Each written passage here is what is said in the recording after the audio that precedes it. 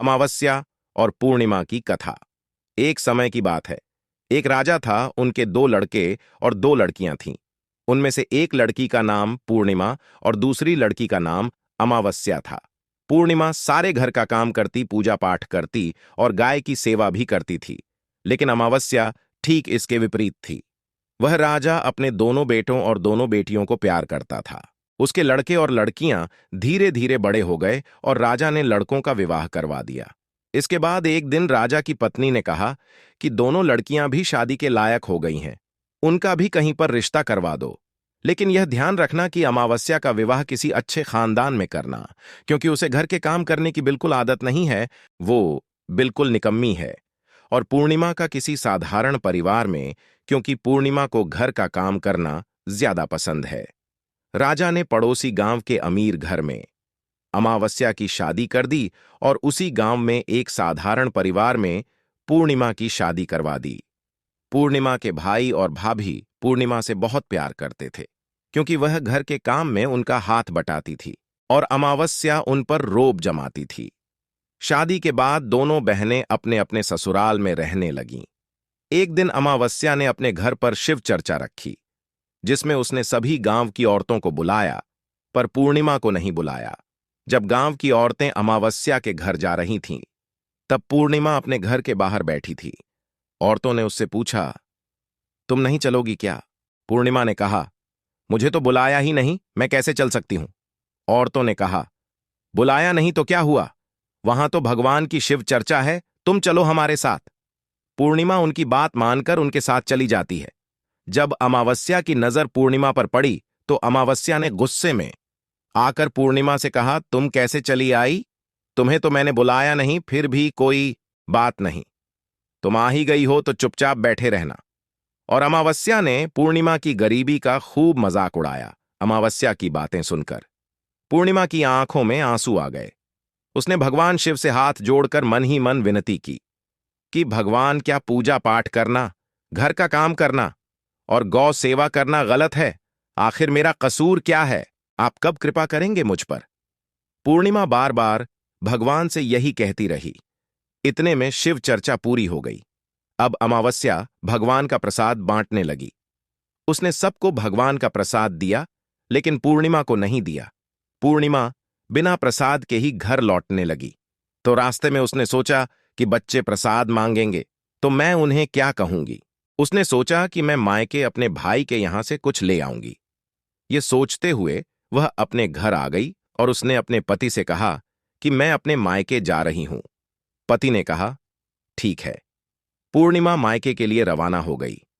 रास्ते में एक चबूतरे पर तुलसी का पौधा लगा हुआ था और उस चबूतरे पर एक बूढ़ी औरत बैठी हुई थी। वह कोई और नहीं, साक्षात तुलसी मां थी। उस बूढ़ी औरत ने पूर्णिमा से कहा, बेटी, तुम कौन हो? कहां जा रही हो? यह तुलसी का पौधा सूख रहा है, इसमें थोड़ा पानी डाल दो और इस चबूतरे को साफ कर दो, इससे मुझे थोड़ी ठंडक मिलेगी। तब पूर्णिमा ने तुलसी में पानी डाला, चबूतरे की साफ सफाई की और उस औरत के पैर भी दबाए। फिर उसने कहा, कुछ और काम है माँ जी? औरत ने कहा, कुछ नहीं, अब तुम जाओ और वापस आते समय मुझसे मिलकर जाना। तब पूर्णिमा वहां से रवाना हुई। रास्ते में एक शिव मंदिर आया। वहां पर एक बूढ़े बाबा मिले। वह कोई और नहीं, साक्षात भगवान शिव थे। उन्होंने पूर्णिमा से कहा, बेटी, इस मंदिर की साफ सफाई कर दो। पूर्णिमा ने उस मंदिर की साफ सफाई कर दी और पूजा पाठ करके, कहां और क्या काम है बाबा? बूढ़े बाबा ने कहा, और कुछ काम नहीं है बेटी, अब तुम जाओ और वापस आते समय मुझसे मिलकर जाना। पूर्णिमा वहां से निकल गई। वहां से निकलकर चलते चलते काली मां का मंदिर मिला। वहां बैठी एक बूढ़ी औरत ने पूर्णिमा से कहा, बेटी, यहां पूजा पाठ करने हेतु सब आते हैं, लेकिन मंदिर की साफ सफाई कोई नहीं करता है, इसीलिए इस चबूतरे और मंदिर की साफ सफाई कर दो। पूर्णिमा ने कहा, ठीक है मां जी। पूर्णिमा ने चबूतरे और मंदिर की साफ सफाई करके पूजा पाठ किया और माता का श्रृंगार किया और वहां से जाने लगी। उस बूढ़ी औरत ने कहा, अब तुम जाओ और वापस आते समय मुझसे मिलकर जाना। पूर्णिमा अपने मायके की तरफ चल दी। थोड़ा चलने के बाद नदी के किनारे एक बूढ़ी औरत मिली। वह साक्षात गंगा मैया थी। उस बूढ़ी औरत ने कहा, बेटी, इस नदी पर स्नान करने हेतु सब आते हैं, लेकिन यहां साफ सफाई कोई नहीं करता है। तब पूर्णिमा ने घाट की साफ सफाई अच्छे से की और जब वह जाने लगी, तब उस औरत ने कहा, बेटी, वापस आते समय मुझसे मिलकर जाना। इसके बाद पूर्णिमा नाव में बैठकर नदी के दूसरे किनारे पर उतर गई और अपने मायके पहुंच गई। पूर्णिमा के भाई और भाभी उसे देखकर खुश हो गए और उन्होंने पूर्णिमा से खूब बातें की और कहा कि बच्चों को भी साथ लेकर आती तो अच्छा लगता। सुबह जब पूर्णिमा ने अपने ससुराल जाने के लिए कहा, तो भाइयों ने उसे एक लाल साड़ी और एक थैले में बच्चों के लिए कपड़े और खाने पीने के कुछ सामान रख दिया और कहा कि वापस जल्दी आना। इसके बाद पूर्णिमा वहां से रवाना हुई और उसी नदी के किनारे पर पहुंच गई। पूर्णिमा को वही बूढ़ी मां मिली जो साक्षात गंगा मैया थी। उन्होंने पूर्णिमा को एक थैला दिया और कहा कि तुम इस थैले को अपने घर ले जाकर ही खोलना। पूर्णिमा ने कहा, ठीक है। आगे चलकर वहीं काली मां का मंदिर आया। वहां भी उस बूढ़ी मां ने पूर्णिमा को एक थैला दिया और कहा कि इसे घर जाकर खोलना। पूर्णिमा वहां से रवाना हुई और आगे चली तो भगवान शिव का मंदिर आया। वहां के बूढ़े बाबा ने भी उसे एक थैला दिया और कहा कि अपने घर ले जाकर खोलना। आगे चलने पर तुलसी मांग के पास बैठी हुई बूढ़ी औरत मिली। उसने भी पूर्णिमा को एक थैला दिया और कहा कि इसे घर जाकर ही खोलना। अब पूर्णिमा के पास 5 थैले हो गए। इन सब थैलों को लेकर पूर्णिमा अपने घर चली आई। पूर्णिमा ने सबसे पहले अपने मायके का थैला खोला।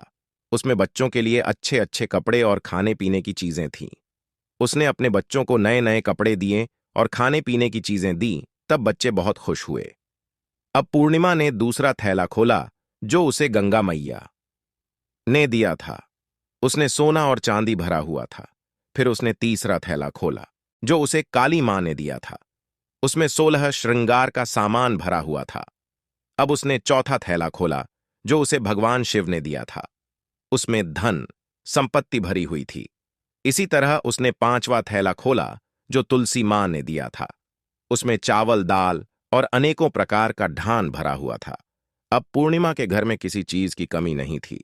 पूर्णिमा के मन में विचार आया कि क्यों न मैं भी शिव चर्चा करवा। उसने अपने घर में शिव चर्चा का कार्यक्रम रखा और गांव की सभी औरतों को बुलाया और अपनी बहन को भी बुलाया। जब अमावस्या अपनी बहन के घर आई तो उसने देखा कि पूर्णिमा के घर में धन दौलत की कोई कमी नहीं है और यह देखकर अमावस्या आश्चर्यचकित रह गई और उसने पूर्णिमा से पूछा कि तुम्हारे घर में इतनी धन दौलत कैसे आई। पूर्णिमा ने कहा, बहन, तुमने अपने घर शिव चर्चा रखी और उसने मुझे नहीं बुलाया, फिर भी मैं बिन बुलाए तुम्हारे घर आई, पर तुमने भगवान का प्रसाद तक मुझे नहीं दिया। उसके बाद मैं अपने मायके जाने लगी। इसके बाद पूर्णिमा ने रास्ते में जो कुछ भी घटना हुई वह सब अमावस्या को बता दी।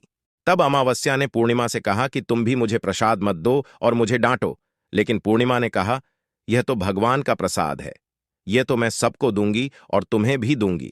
फिर भी अमावस्या ने प्रसाद नहीं लिया और सीधे अपने घर चली गई। घर जाकर अपने बच्चों से कहकर वह अपने मायके जाने के लिए रवाना हो गई। चलते चलते रास्ते में वहीं तो तुलसी मिली जो चबूतरे पर बूढ़ी मां का रूप धारण करके बैठी हुई थी। उसने अमावस्या को चबूतरे की सफाई करने को कहा। इस पर अमावस्या ने कहा, अरे ओ बुढ़िया, दिखाई नहीं देता, नई साड़ी पहन रखी है, यह गंदी हो जाएगी। आगे जाकर भगवान शिव, काली मां और गंगा मैया मिले। उनको भी उसने ऐसा ही कह दिया और इसके बाद वह आगे चली गई। पर नदी किनारे लगी नाव में जैसे ही बैठी, उसमें रखे फूल कांटों में बदल गए जो उसके पैरों में चुभ गए। किसी तरह वह दूसरे किनारे पर उतरकर अपने मायके चली गई। जब वह वहां पहुंची तो उसकी भाभियों ने आपस में धीरे से कहा, काम की नाथ धाम की 100 मन अनाज की, पता नहीं कहां से यहां आ गई है। उन्होंने खाना बनाया और खाना खाकर सभी सो गए। अमावस्या सुबह उठी और अपने भाई भाभी से कहा कि मैं अपने ससुराल जा रही हैं। उन्होंने कहा, ठीक है। तो अमावस्या बोली, पूर्णिमा को तो तुमने बहुत कुछ दिया और मुझे कुछ नहीं दोगे क्या? तो भाई भाभी ने कहा, तुम घर जाओ, सब तुम्हारे घर पहुंच जाएगा। तब अमावस्या वहां से रवाना हुई। नदी के किनारे गंगा मैया का रूप धारण करके बूढ़ी औरत बैठी हुई थी। अमावस्या बोली, आपने पूर्णिमा को तो बहुत कुछ दिया था और मुझे नहीं दोगी क्या? और तो बूढ़ी औरत ने कहा, तुम घर जाओ, सब तुम्हारे घर पहुंच जाएगा। इसके बाद काली मां, भगवान शिव और तुलसी मां ने भी उसे यही कह दिया। जब अमावस्या अपने घर पहुंची तो आंगन में 5 थैले रखे हुए थे। उसने अपने मन में सोचा कि आज तो मैं निहाल हो गई। उसने जल्दी जल्दी से सभी थैलों को खोला तो किसी में मिट्टी, तो किसी में पत्थर, तो किसी में कंकड़ कोयला था। यह सब देखकर उसने अपना सिर पकड़ लिया और कहने लगी है, भगवान, मुझे मायके से भी कुछ नहीं मिला और इन थैलों में भी कुछ नहीं मिला। वह पैर पटकती हुई अपनी बहन पूर्णिमा के घर जाती है और पूर्णिया से कहती हैं कि तुझे तो इतना सब कुछ मिला और मुझे कुछ नहीं मिला। तब पूर्णिमा ने कहा कि मैं जब अपने मायके जाती हूं को अपनी भाभियों के साथ मिलकर काम करती हूं और तुमने कभी उनकी इज्जत नहीं की, इसलिए तुम्हें वह क्या देगी। इसके बाद तुमने गंगा मां, काली मां, भगवान शिव और तुलसी मां को भी ठुकरा दिया, इसलिए उन्होंने तुम्हें कुछ नहीं दिया। अमावस्या बोली, बहन मुझे माफ कर दो, मैंने हमेशा तुम पर अत्याचार किया, इसलिए मुझे कुछ नहीं मिला। कोई बात नहीं, मैं भगवान की भक्ति करके सब प्राप्त कर लूंगी। मुझे भी इसका रहस्य बताओ। फिर पूर्णिमा ने कहा, तुम 3 सूत्र का ज्ञान ले लो। पहले सूत्र में दया मांगना और दूसरे सूत्र में चर्चा करना और तीसरे सूत्र में 108 बार ओम नमः शिवाय का जाप करना। भगवान ने जो यह 3 सूत्र दिए हैं, इनको अपने हृदय में बसा लेना। मेरे पास कुछ भी नहीं था, पर मैंने सच्चे मन से भगवान की पूजा की, इसलिए भगवान ने मुझे सब कुछ दिया और तुम्हारे पास जो कुछ भी था वह भी खत्म हो गया। इसके बाद अमावस्या अपने घर गई और भगवान का पूजा पाठ करने लगी। उसने भगवान शिव से माफी मांगी और गो सेवा करने लगी और दूसरों की मदद भी करने लगी। तो दोस्तों, आपको ये कहानी कैसी लगी? अगर अच्छी लगी हो तो वीडियो को लाइक और चैनल को सब्सक्राइब जरूर करें। धन्यवाद।